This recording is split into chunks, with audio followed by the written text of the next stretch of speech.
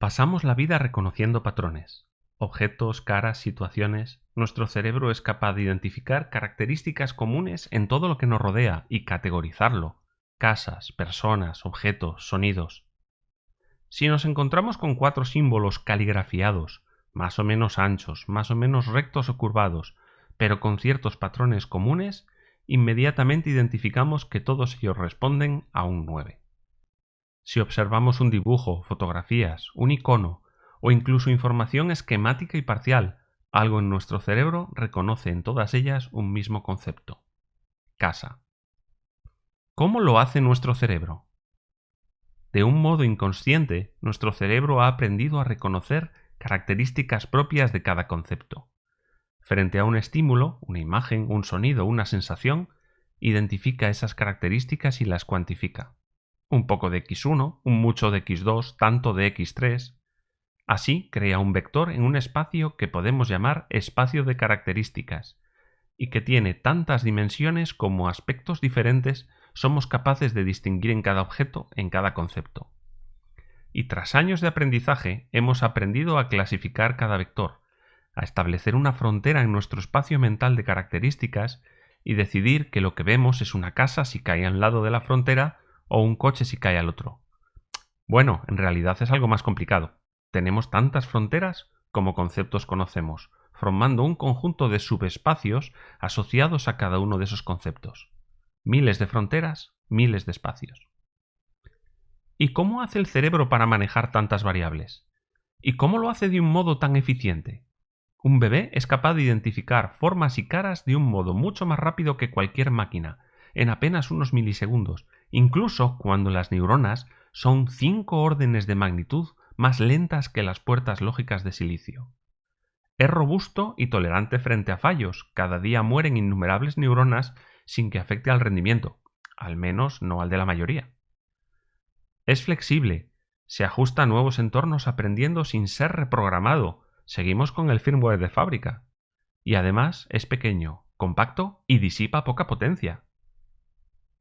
La clave es que trabaja de modo extremadamente paralelo gracias a la interconexión de pequeños elementos procesadores, 100.000 millones de neuronas con 60 billones de conexiones entre ellas, las llamadas sinapsis.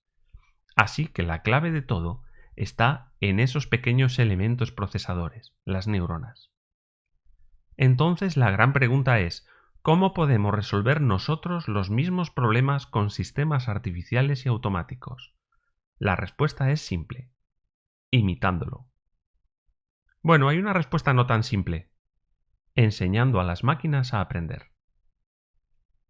Hay bastante confusión en general entre varios términos relacionados: inteligencia artificial, aprendizaje automático o machine learning y deep learning. No son lo mismo.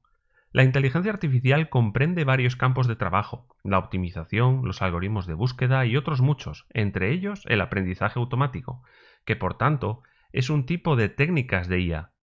A su vez, el deep learning es un tipo concreto de técnicas de machine learning y, más concretamente, una forma de trabajar con unos sistemas denominados redes neuronales artificiales. Pero todo esto ya llegará. Todavía necesitamos recorrer mucho camino para llegar allí.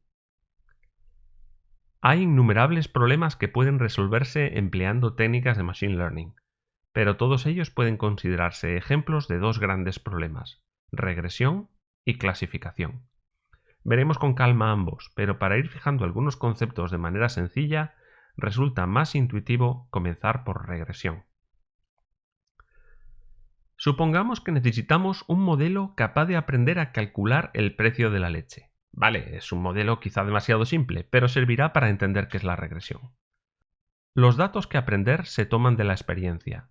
Si voy a la tienda y comprando 3 litros de leche observo que tengo que pagar 2 euros y 25 céntimos, ya tengo mi primer dato para el aprendizaje.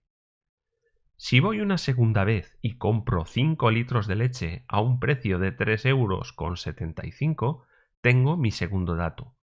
Y cuantos más tenga, mejor.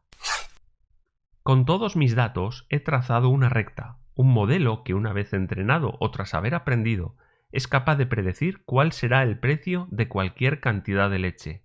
Si, por ejemplo, quiero saber cuánto cuestan 5,6 litros, el modelo predice que me costarán 4,20 €.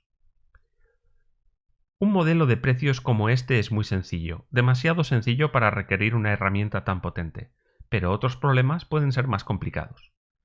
Si observamos un conjunto de datos y sus correspondientes resultados y vemos que siguen una distribución como esta, podemos obtener un modelo más adecuado con una curva. Sigue sin ser un problema muy complicado, pero ¿y si nos encontramos con un conjunto de datos más complicado y que depende de más variables? Es en estos casos cuando un sistema automático puede ser más eficaz que un ser humano, bien porque es capaz de encontrar un modelo para todos estos datos, o bien porque es capaz de encontrar un modelo sencillo que cometa solo un pequeño error al intentar ajustarlos. Y desde luego le dará lo mismo que el problema sea de una, dos, tres o más dimensiones, es decir, características, mientras que un humano difícilmente podrá intuir problemas de más de tres. Comencemos por el caso más sencillo, la regresión lineal. En general, al hablar de regresión, entendemos que buscamos una función, f, que relaciona un conjunto de datos que podemos llamar de entrada con sus correspondientes resultados o salidas. Esa función la vamos a caracterizar por algún tipo de parámetros, de forma que son estos los que hay que determinar. En el caso de la regresión lineal, se supone que la función es una recta, o su equivalente en problemas de dimensiones mayores que 1, eso ya lo veremos. Para ajustar una recta, lo único que necesitamos es su pendiente y su término de continua o vías. El conjunto de datos que queremos ajustar, que pueden estar recogidos en una tabla, se llaman datos o patrones de entrenamiento. Si observamos los datos que tenemos en la tabla, veremos que no siguen una línea recta. No obstante, nosotros hemos elegido modelarlos empleando una recta, así que tendremos que buscar la que se ajuste mejor. La recta de la figura ajusta bien algunos datos y algo peor otros, pero en general podemos dar por bueno que la relación entre entradas y salidas se rige por esta expresión, en la que los valores epsilon son los errores de ajuste cometidos para cada dato. Fijaos que puedo simplificar un poco mis cuentas posteriores, suponiendo que lo que tengo que encontrar no es una pendiente y un término de continua, sino dos coeficientes, uno que multiplica mis entradas y otro que multiplica a unos. Es como si tuviera una nueva columna de datos de entrada, x2, llena de unos. Así luego podré compactar un poco las ecuaciones. El caso que hemos representado es de una dimensión. Solo hay una entrada, así que la relación entrada-salida la modelamos como una recta. En dos dimensiones sería un plano y en general, para cualquier número de dimensiones, un hiperplano. Por sencillez siempre consideraremos que una de las dimensiones tiene entrada unidad y su coeficiente será el término de vías. Vamos con la maquinaria pesada. Podemos escoger como criterio para decidir si el modelo es bueno o malo el error cuadrático medio que se comete en cada dato de los que disponemos. Si queremos la mejor recta o el mejor hiperplano, tendremos que minimizarlo. Así pues, queremos hacer mínima esta expresión, donde los epsilon sub i responden a esta otra. ¿Y cómo se minimiza? Como siempre, derivando respecto a lo que buscamos, los coeficientes, e igualando a 0. Como tenemos d dimensiones, tenemos d derivadas y por tanto d ecuaciones. Curiosamente tienen una pinta que ya conocemos, ¿os suena? Son las ecuaciones normales, solo que cambiando las esperanzas matemáticas por promedios. En realidad son la versión determinista porque pretendemos ajustar linealmente datos concretos. Como podéis intuir, este problema no es diferente del de estimación lineal. Quiero un conjunto de coeficientes tales que combinando linealmente mis observaciones con ellos, obtenga unos ciertos valores concretos. ¿No es el mismo problema? De hecho, empleando la autocorrelación y la correlación cruzada para señales deterministas, puedo acudir a una representación matricial de las ecuaciones normales, de la que puedo sacar fácilmente los coeficientes óptimos. Esta es la forma más sencilla de regresión, pero claro, se puede complicar cuanto queramos. Si empleamos regresión no lineal, todo es igual.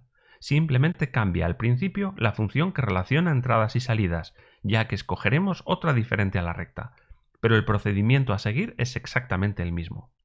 Como habéis podido ver, la regresión es hermana del filtrado óptimo. El proceso de determinar los parámetros de modelo es el entrenamiento o aprendizaje, que se ha hecho con todos los datos que teníamos disponibles. Pero al igual que en filtrado, podemos plantearnos un sistema adaptativo. ¿Para qué? Para seguir aprendiendo si llegan datos nuevos. Se basará en la información contenida en la superficie de error, que en este caso vale el error cuadrático medio cometido con cada conjunto de coeficientes. Es fácil ver que esta superficie de error, al tener una forma cuadrática, tiene forma de cuenco cóncava, con un único mínimo global, que como sabemos se puede obtener con el algoritmo de máxima pendiente o con el algoritmo LMS, por ejemplo. De este modo, podríamos incluso pensar en un sistema mixto que tras aprender con un conjunto de datos inicial, sigue aprendiendo y adaptándose con nuevos datos que vayan llegando. Todo esto puede complicarse mucho más, pero afortunadamente existen mecanismos ideados para hacernos la vida más sencilla y aumentar las capacidades de estos sistemas. Pero todo eso lo veremos en próximos vídeos.